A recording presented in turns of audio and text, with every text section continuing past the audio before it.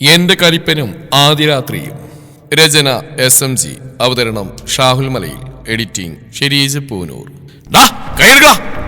കല്യാണ മണ്ഡപത്തിന് മുന്നിൽ നിന്ന് പെട്ടെന്ന് സജിന്റെ ശബ്ദമുയർന്നു. ചുറ്റുമുണ്ടായിരുന്നവരെല്ലാം അങ്ങോട്ട് നോക്കി. അവന്റെ പുതിയ കാറിന്റെ ബോണ്ടിൽ കൈവച്ചൊരു പയ്യൻ നിൽക്കുകയായിരുന്നു. എന്താ എന്റെ കാറിൽ കൈവച്ച് നിൽക്കുന്ന നീയല്ലേ? അതെ, ചുമ്മാ നിൽക്കാൻ വേറെ സ്ഥലമൊന്നും കിട്ടിയില്ല നിനക്ക്. ഇവിടെ ആളുകൾ കൂടുതലാ. ആളുകൾ കൂടുതലാണെങ്കിൽ എന്റെ കാരണം കൂടി കയറി നിൽക്കണോ?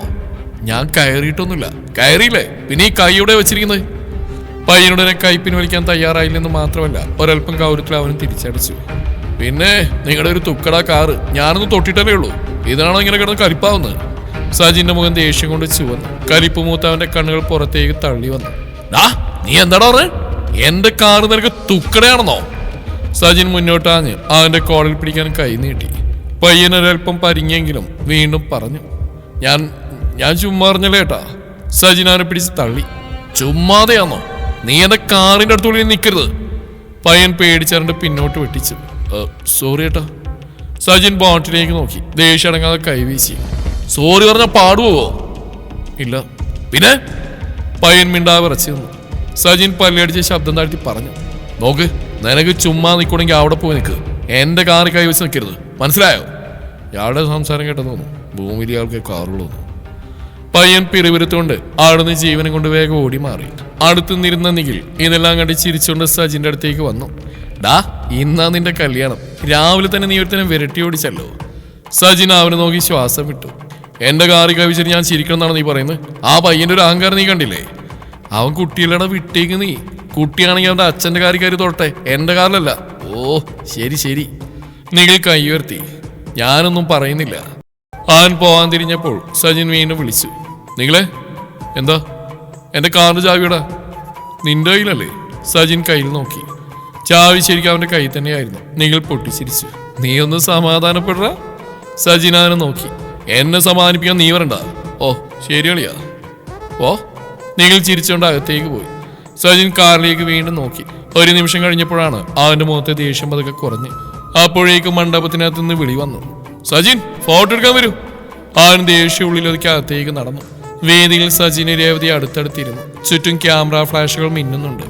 ഫോട്ടോഗ്രാഫർ കയ്യിൽ ക്യാമറയുമായി മുന്നിൽ തന്നെ നിൽപ്പുണ്ട്. സജിനായിട്ടൊന്ന് ചിരിച്ചേ, മുഖം വല്ലാതെ മുറുകിയിരിക്കരുത്. ഫോട്ടോഗ്രാഫറുടെ നിർദ്ദേശം കേട്ട് സജിൻ പല്ലുകൾ കാട്ടി വെറുതെ ഒന്ന് ചിരിച്ചു. അതല്ല, കുറച്ചുകൂടി പ്രകാശമുള്ളൊരു ചിരി, പല്ലൊക്കെ പുറത്ത് കണ്ടേന്നേ. സജിൻ കൺപോളകൾ ചെറുതായി ചുരുക്കി ദേഷ്യം കടിച്ചമർത്തി വീണ്ടും ചിരിച്ചു. അയ്യോ, ഒന്നുകൂടി നാച്ചുറലായിട്ട് ആ കണ്ണുകളിലേക്ക് ഒരു സന്തോഷം വരട്ടെ. അത്രയും കേട്ട സജിൻ പെട്ടെന്ന് ചിരി നിർത്തി ക്യാമറയിലേക്ക് ഓർപ്പിച്ച് നോക്കി. സജിന്റെ ആവിളിൽ ഫോട്ടോഗ്രാഫർ ഒന്ന് ഞെട്ടി വിറച്ചുപോയി.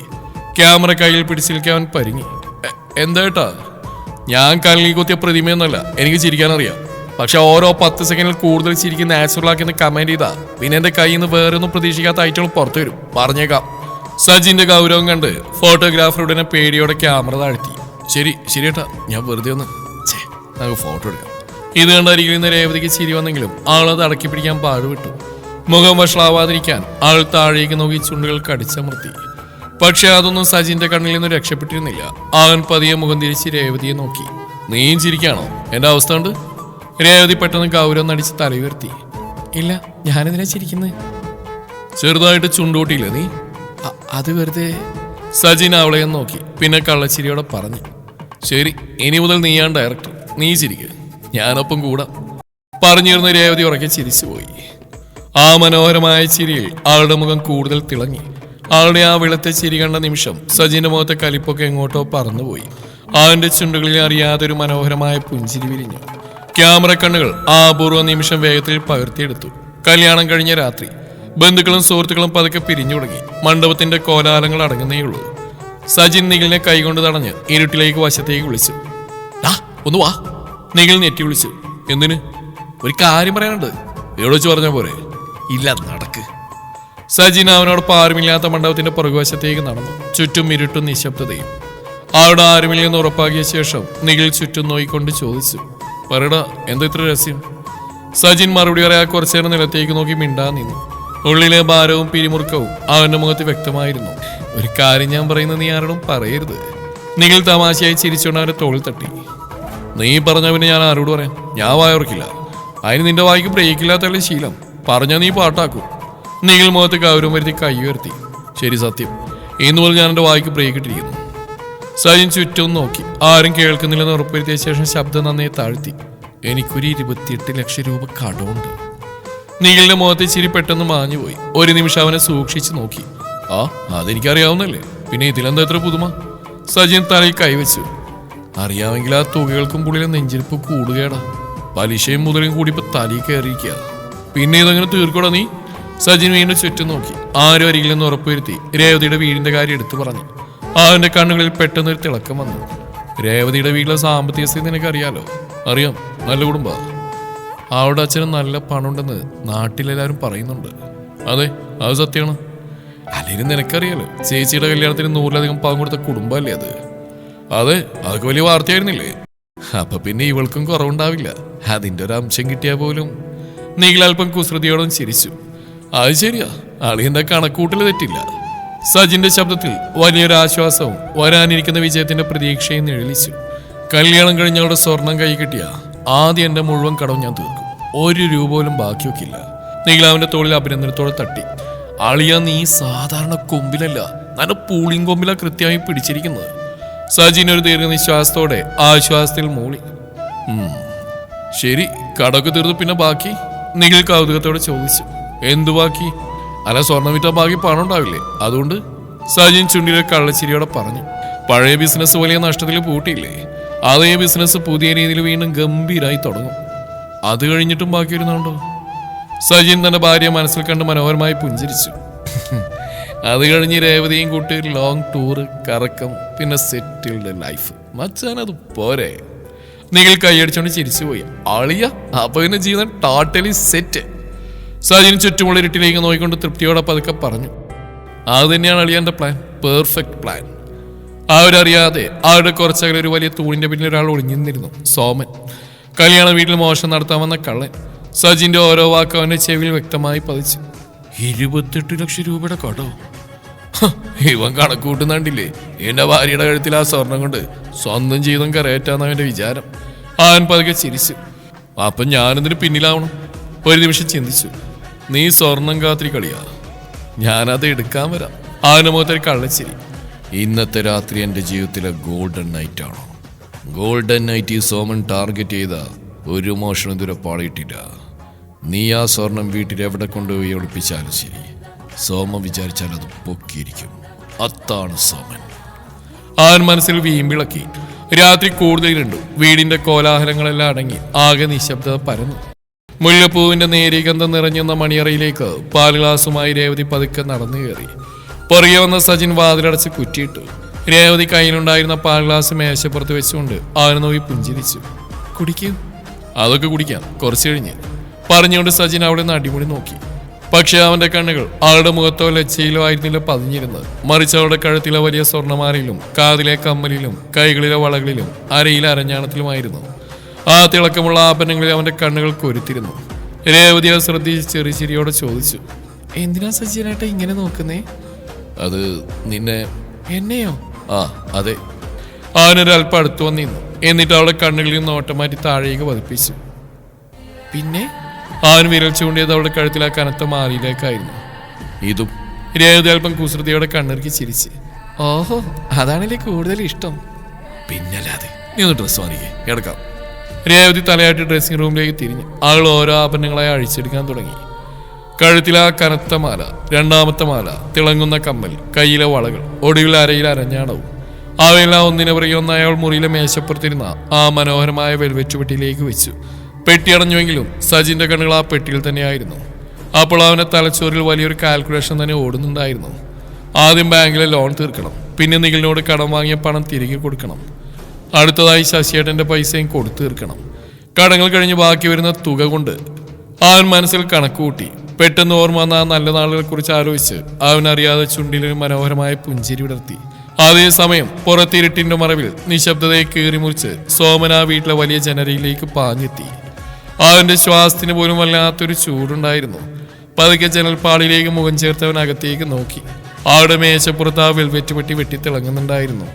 സോമന്റെ കണ്ണുകൾ അത്യാഗ്രഹത്താൽ പുറത്തേക്ക് തള്ളി. അവയിലെ തിളക്ക ഇരുട്ടിലും പ്രകാശിച്ചു. നെഞ്ചിരിപ്പ് ക്രമാതീതമായി കൂടി. അവിടെ കിടക്കുന്ന എന്റെ ഭാവി അവൻ മനസ്സിൽ ആർത്തട്ടഹസിച്ചു.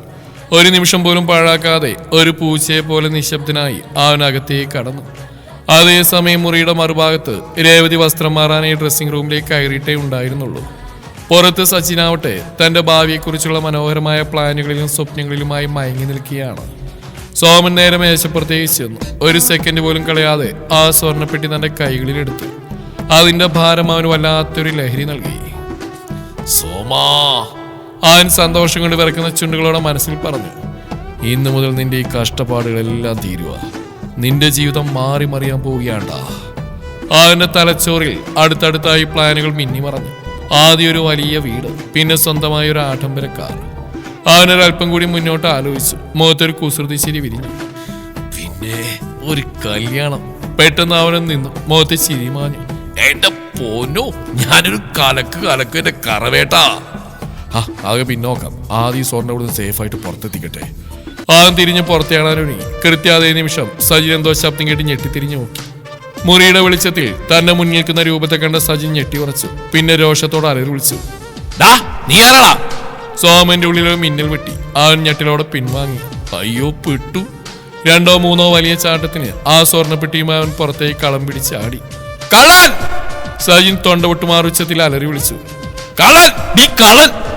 സജിന്റെ ആ അലർച്ചയോടെ ആ വീടും പരിസരവും ഒരു നിമിഷം കൊണ്ട് ഞെട്ടി എണീറ്റു. ഉറക്കത്തിൽ നിന്ന് ചാടിയുന്ന ബന്ധുക്കളൊക്കെയും നാട്ടുകാരുടെയും പാദച്ചൂടുകൾ മുറ്റത്തേക്ക് ഇരച്ചെത്തി. പിടിക്കാനെ വിടരുത്!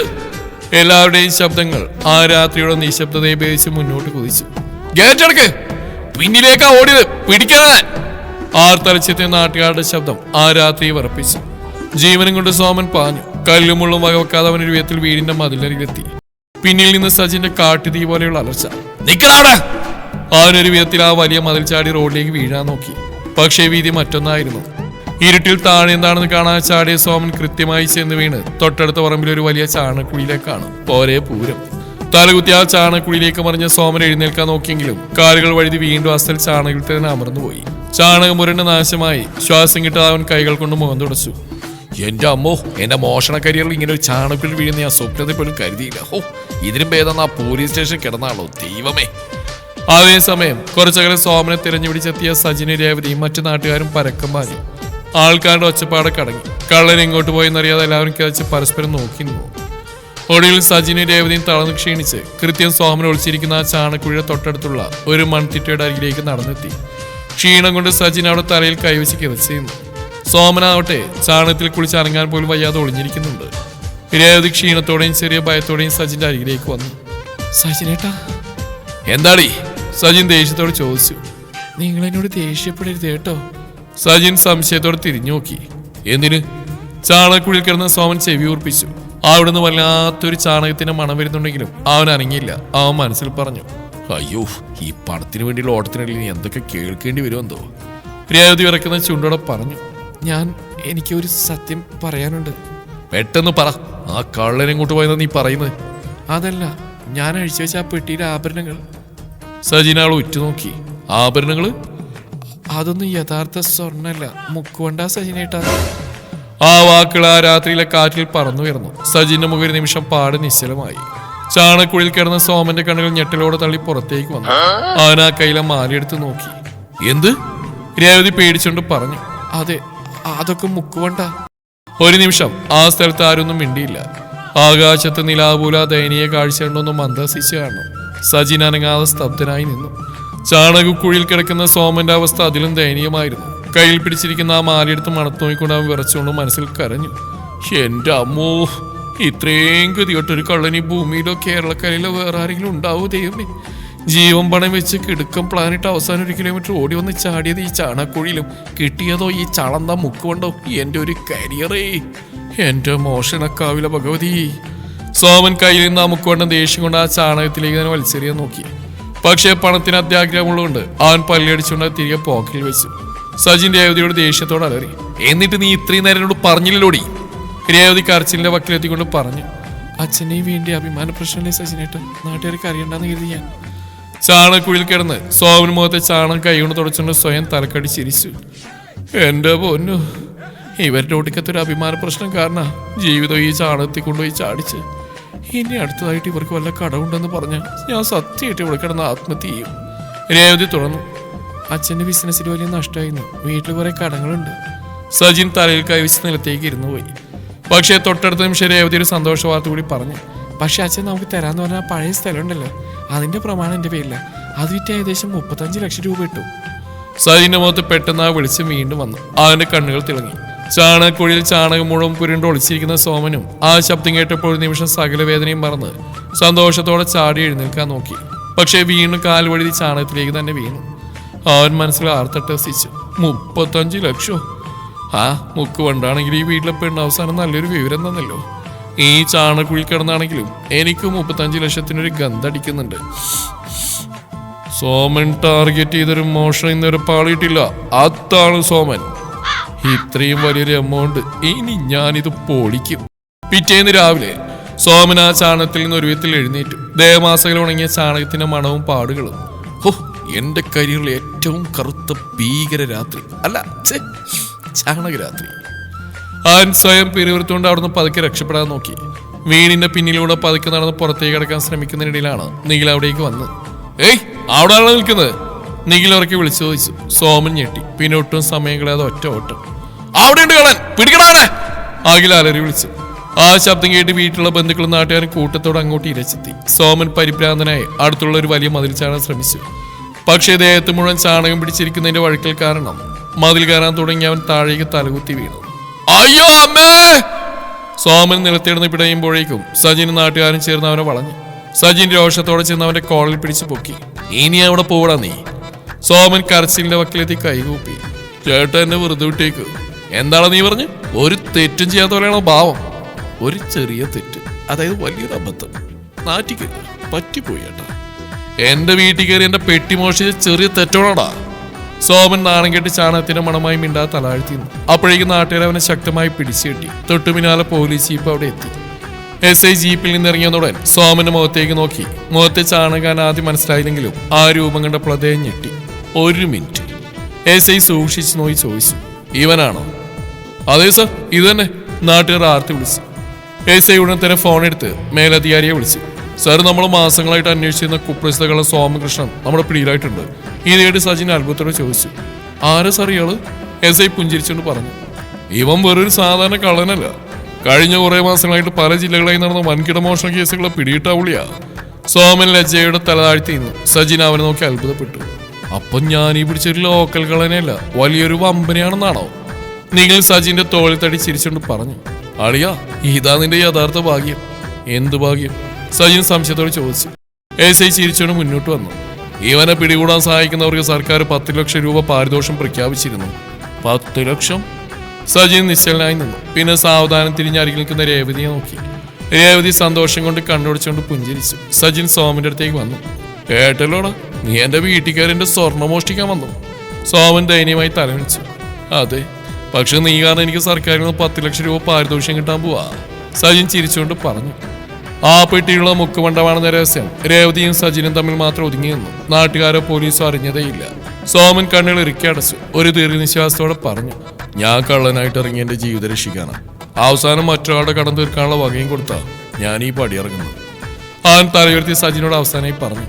ചേട്ടാ, എന്റെ ജീവിതത്തിൽ ഇതുപോലെ ഒരു അലമ്പും മോഷണം ഞാൻ കണ്ടിട്ടില്ല. ആ 10 ലക്ഷം കിട്ടുമ്പോൾ എന്റെ പേരിൽ ഒരു ചെറിയ സംഭാവന കൊടുക്കണം. എന്തിനാടാ? സജിൻ കൗതുകത്തോടെ ചോദിച്ചു. സോമൻ ഗൗരവത്തോടെ പറഞ്ഞു. ആ മതിൽ ചാടി വീണപ്പോൾ പൊട്ടി എന്റെ പല്ലിന്റെ ചികിത്സക്ക്. അത് കേട്ട് പോലീസ് ഓഫീസർമാരും നാട്ടുകാരും നിഖിലുമെല്ലാം പൊട്ടിച്ചിരിച്ചു പോയി. അങ്ങനെ സോമൻ പോലീസിന്റെ ജീപ്പിൽ കയറി യാത്രയായി. കുറച്ച് ദിവസങ്ങൾക്ക് ശേഷം സർക്കാരിൽ നിന്ന് ലഭിച്ച 10 ലക്ഷം രൂപയിൽ വലിയൊരു ഭാഗം ഉപയോഗിച്ച് സജിൻ തന്റെ 28 ലക്ഷം രൂപയുടെ കടത്തിൽ അടിയന്തരമായി അടയ്ക്കേണ്ട തുക തീർത്തു. നിഖിലിനോടുള്ള കടവും ശശിയേട്ടനോടുള്ള പണവും കൊടുത്തു തീർത്തു. വൈകുന്നേരം വീടിന്റെ ഉമ്മറത്ത് രേവതി പുഞ്ചിരിയോടെ നിന്നിരുന്നു. സജിൻ സന്തോഷത്തോടെ അടുത്തേക്ക് വന്നു. എല്ലാം തീർന്ന സജിനേട്ടാ? ആദ്യത്തെ ഭാരെല്ലാം ഒഴിഞ്ഞു, ഇനി കുറച്ചു മാത്രമേ ബാക്കിയുള്ളൂ. മനസ്സിൽ വിഷമമുണ്ടോ? രേവതി സ്നേഹത്തോടെ ചോദിച്ചു. സജിനാളുടെ മുഖത്തേക്ക് നോക്കി വാത്സല്യത്തോടെ പുഞ്ചിരിച്ചു. ഇല്ല, കാരണം ഇനി അത് ഒറ്റയ്ക്ക് താങ്ങേണ്ടി വരില്ലല്ലോ. അവനോടെ കൈകൾ മേലെ കോർത്തി പിടിച്ചു. നമ്മൾ രണ്ടുപേരും ചേർന്ന് ബാക്കിയുള്ളതും തീർക്കും. രേവതി കണ്ണു നിറഞ്ഞ് ചിരിച്ചു. കല്യാണത്തിന് മുമ്പ് നിങ്ങളെക്കാൾ കൂടുതൽ നിങ്ങൾ നോക്കിയത് എന്റെ സ്വർണ്ണത്തെ ആയിരുന്നല്ലോ. സജിൻ ചെറിയൊരു നാണത്തോടെ തലഴ്ത്തി. അത് സത്യ. പിന്നെ ഇപ്പോ? സജിൻ അവരുടെ കണ്ണുകളിലേക്ക് ആഴത്തിൽ നോക്കി. ഇപ്പൊ ആ പെട്ടികളുടെ മുക്കൊണ്ടാണെങ്കിലും നാട്ടുകാരുടെ മുമ്പിൽ അതൊരു വലിയ സ്വർണ്ണക്കെട്ടി തന്നെയായി നിലനിൽക്കുന്നുണ്ട്. അതുകൊണ്ട് ആ രഹസ്യം തന്നെ ഇരിക്കട്ടെ. പക്ഷെ അതെല്ലാം ഉപേക്ഷിച്ച് ഞാൻ ആദ്യം നോക്കുന്നത് നിന്നെയാണ്. അതെന്തുകൊണ്ടാ? സജിൻ അവളുടെ കൈ മുറുക്കെ പിടിച്ചുകൊണ്ട് പറഞ്ഞു. കാരണം ആ പെട്ടികളെ സ്വർണ്ണ വേറൊരു മുക്കൊണ്ടാവാം. പക്ഷെ എൻ്റെ അരികിൽ നിൽക്കുന്ന ഈ നല്ല മനുഷ്യനൊരിക്കലും മുക്കൊണ്ടാവില്ലല്ലോ. രേവതി സന്തോഷം കൊണ്ട് അവന്റെ തോളിൽ തലയായിച്ചു. അതേസമയം പോലീസ് സ്റ്റേഷനിൽ ലോക്കപ്പിൽ സോമൻ കമ്പിൽ പിടിച്ച് പുറത്തേക്ക് നോക്കിയിരുന്നു. അടുത്തുള്ള മറ്റൊരു തടവുകാരൻ ചോദിച്ചു, എടാ നീ എങ്ങനെയാടാ അകത്തായത്? സോമൻ നെടുവീർപ്പോടെ പറഞ്ഞു, ഹോ, ഒരു കല്യാണ വീട്ടിൽ സ്വർണം മോഷ്ടിക്കാൻ പോയത്. എന്നിട്ട് എന്ത് കിട്ടി? മുക്ക് വേണ്ടത്. അവൻ ആരും അറിയരുതാത്ത ആ രഹസ്യം മനസ്സിൽ കരുതി. അയാൾ പൊട്ടിച്ചിരി ചോദിച്ചു, പിന്നെങ്ങനെ ഇവിടെ എത്തിയേ? സോമൻ മേൽക്കൂരയിലേക്ക് നോക്കി പുഞ്ചിരിച്ചു. എനിക്ക് നഷ്ടമൊന്നുമില്ല. ഞാൻ മോഷ്ടിക്കാൻ കയറിയ വീട്ടിലെ പയ്യൻ എന്റെ കാരണം കൊണ്ട് സർക്കാർ വക 10 ലക്ഷം രൂപയും കിട്ടി. അവരെല്ലാം ഞാൻ രക്ഷിച്ചു. അപ്പൊ നിനക്കോ? തടവുകാർ അത്ഭുതത്തോട് ചോദിച്ചു. സോമൻ തന്റെ പൊട്ടിയ പല്ലിൽ കൈവച്ച് സങ്കടവും ചിരിയും കലർത്തി പറഞ്ഞു, എനിക്ക് ചാണക്കുഴിയും പൊട്ടിയ പല്ലും ഈ കമ്പിഴിക്കുള്ളിലെ കമ്പിളിയും കിട്ടി. അതുകൊണ്ട് ഒരു കാര്യം ഞാൻ തീരുമാനിച്ചു. എന്ത്? ഇനി മേലിൽ ഏതെങ്കിലും കല്യാണ വീട്ടിൽ മോഷണത്തിന് കയറിയ ആദ്യം ആ സ്വർണ്ണം ഒറിജിനലാണെന്ന് ചെക്ക് ചെയ്തിട്ട് ബാക്കി പരിപാടിയുണ്ട്. സോമൻ ടാർഗറ്റ് ചെയ്തൊരു മോഷണത്തിന് പാളി കിട്ടില്ല. അതാണ് സോമൻ. അത് കേട്ട് ലോകം മുഴുവൻ കൂട്ടിച്ചിരി മുഴങ്ങി. സോമന് അവരോടൊപ്പം ചേർന്ന് ചിരിച്ചു. അങ്ങനെ സ്വർണം കണ്ട് കടം തീർക്കാമെന്ന് സ്വപ്നം കണ്ട മണവാളിന് കിട്ടിയത് മുക്കുവണ്ടവും സർക്കാരിന്റെ 10 ലക്ഷം രൂപയും. സ്വർണം മോഷ്ടിച്ച് സ്വന്തം ജീവിതം രക്ഷിക്കാമെന്ന് കരുതിയ കള്ളന് കിട്ടിയത് ചാണകക്കുഴിയും ജയിൽവാസവും. പക്ഷെ ആ സമ്പത്തിന് ശേഷം സജിനൊടുവിൽ ആ സത്യം മനസ്സിലായി. ജീവിതം നമുക്ക് എത്ര തന്നെ കണക്കൂട്ടി തുടങ്ങാം, പക്ഷെ ജീവിതത്തിലെ ഏറ്റവും വലിയ ഭാഗ്യം പലപ്പോഴും ആ കണക്കിലായിരിക്കില്ല. അത് നമ്മുടെ പ്രതിസന്ധികളിൽ ഒപ്പം നിൽക്കുന്ന നമ്മുടെ അരികിൽ തന്നെയുള്ള ജീവനുള്ള സ്നേഹമായിരിക്കും.